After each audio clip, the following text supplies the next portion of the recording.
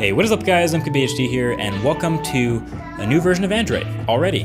This is Android P. It's one of those incremental updates. Again, new letter versions aren't those like massive drastic changes anymore like they used to be back in the day. But that makes sense when they've been refining Android for so long. They're kind of tweaking things at this point. But that's never stopped us, and we have the developer preview on this Pixel 2, and it's worth noting that there are some actually pretty cool new things. So these are the 5 biggest new feature changes to Android P. So number 1 is the new visuals.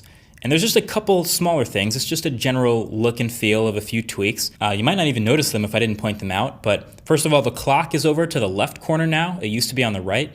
And still, it changes color. If you have a dark wallpaper, it'll be a light clock. If you have a light wallpaper, it'll be dark. And that's also along with all the buttons on the bottom, the date, and the weather. The app drawer also now has this more defined dock instead of a gradient shade behind it. So it's more obvious. I think that may affect the way people make their wallpaper choice, but again, it's obviously pretty minor. You might not notice. But then the biggest main thing is these quick settings up at the top here. Everything is, first of all, in these circles now. It's this blue and white look, and really what you're going to notice is this is definitely part of a larger theme here. If you pay attention, you're going to start to notice a lot of rounded corners and smoothed off edges in Android P. So number 2 is those quick settings. And this is one of those things in Android that they always seem to tweak in like every new version. They can't really make up their mind on how they want it to look, so they've changed it again here. So they have, like I said, these circles for everything, and the new blue and white look, that's also new with the color.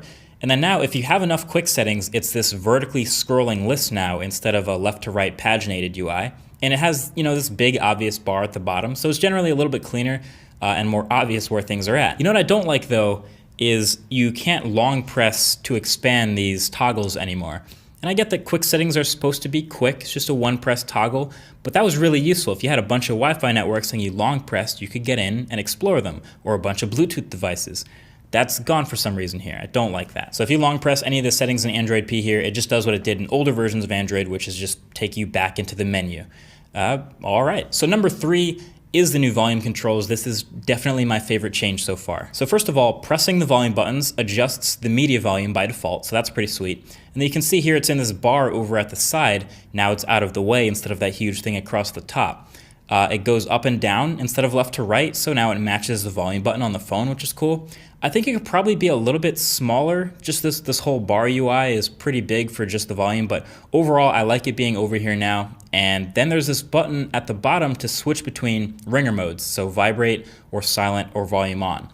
And then that arrow at the top is to view your connected devices. So if you have some Bluetooth speakers, or if it's connected to your wireless headphones, your car Bluetooth or something, they'll all show up here. So I'm a fan of this layout. And then number 4 is the new settings app. And again, this is one of those things that seems to change in every new letter of Android, but they've changed it again here. So with Android P, they got some color in there. All the icons are big, round, colorful circles on the side.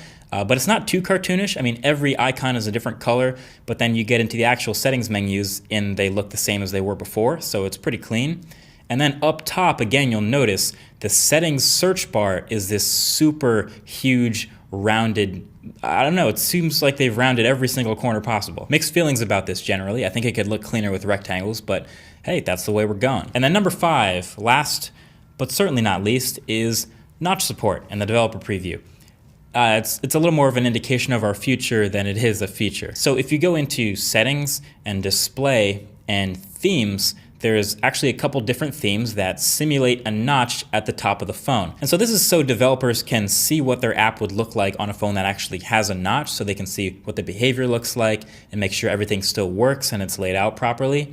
So there's a small narrow notch at the top like the Essential phone might have, or a medium one, or even the big unibrow one like the iPhone 10 has. So obviously it's weird to have a virtual notch cut out in the top of a phone that already has bezels, but again, this is a developer preview and this is a tool for developers to make their apps to support the phones that we know are coming that have notches in them. Remember, there's already some Android phones coming out, including the ones that already exist, with a notch in the top.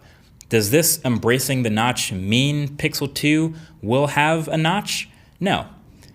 But it also doesn't mean Pixel won't have a notch. I don't know, that's just kind of where we're at right now. Welcome to 2018. But yeah, that's the main gist of it. Those are the top 5. I told you it was a small update, but in case you're curious, here are a couple of other interesting things worth noting that are also pretty useful. So when you have rotation lock on in Android P and you rotate the display anyway, it'll give you a little button in the corner just in case you want to manually rotate what you're doing this one time. That is handy. You can now mark up screenshots as soon as you take them. That's built in, so I guess pretty much exactly what iOS just started doing now, but it's a welcome addition. Battery saver mode can now be toggled on automatically at any battery percentage between 5 and 70%. So for those of you who get paranoid with a half battery, this will make you a little happier. And there's also now something called lockdown mode, which essentially will just disable your fingerprint reader and any other smart unlock method until you put in your pattern or PIN again. Seems pretty pointless, but if someone could, in theory, walk up behind you and put your finger on the fingerprint and run away, they could get away with your info unless you have locked on mode on. So again, for those of you who are paranoid. Oh, and text selection now has a sweet zoom lens, which lets you more precisely select text. That is awesome. And also an important behind the scenes change is that background apps cannot use the microphone or camera anymore, or any of the sensors for that matter, in Android P. We'd always wanted that to be a thing that we could individually control, but now that's an OS-wide thing.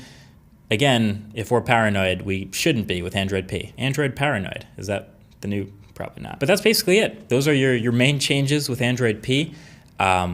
Mostly those little visual tweaks. I think I like the changes for the most part, except for I think those circles are going to take me some time to get used to. As far as the naming goes, we don't know what the P stands for yet. My money is on look at this Easter egg. How could it not be peppermint with all those swirls in the Easter egg? It's got to be. Anyway, I'm going to link an Android Police post below. They do a great job of tearing through new versions of Android when they come out and digging through the code and finding literally every single new feature, whether it's been enabled or not. So if you're interested in the little stuff, I'll link that below the like button. But that's pretty much it. Let me know what you guys think of the big stuff, the new stuff. Thanks for watching. Talk to you in the next one. Peace.